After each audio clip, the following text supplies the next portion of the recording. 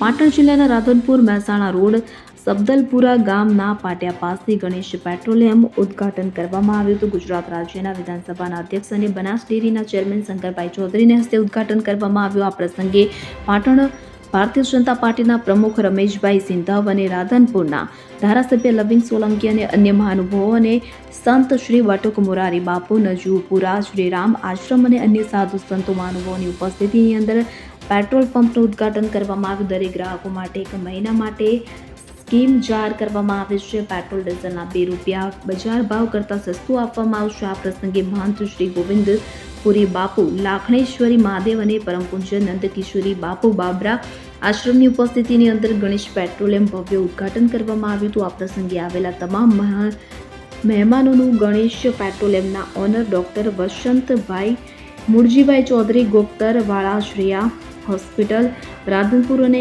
પરાગભાઈ R Chaudhary Sarhad construction અને Bhemabhai M Chaudhary APMC chairman Varahi અને Vasantbhai S Chaudhary Sarhad construction Radhanpur દ્વારા આવેલા મહેમાનોનું ભવ્ય સ્વાગત કરવામાં આવ્યું હતું.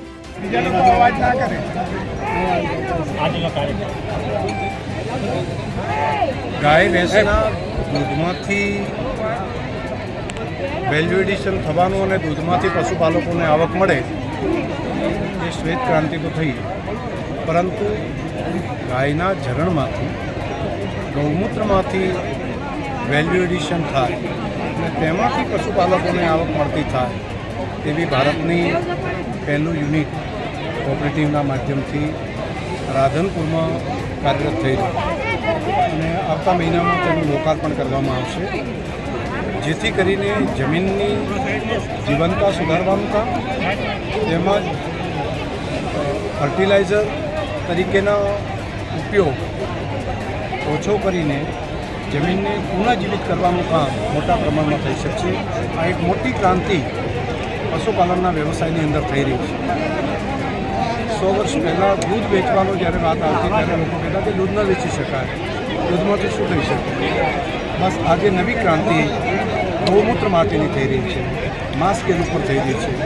5 રૂપિયા પ્રતિ લીટર ગૌમૂત્રના આપીને અહીંથી કલેક્શન કરવાનું કામ, જેમ દૂધનું કામ ચાલે છે તે પ્રમાણે થશે.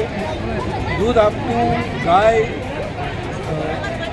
બીજા બિયાણ વચ્ચે બંધ થઈ જાય છે તો પણ ગૌમૂત્ર આપવાનું તો કન્ટિન્યુ ચાલુ રહેશે. એટલે ખેડૂતને રોજે રોજ એની આવક મળશે.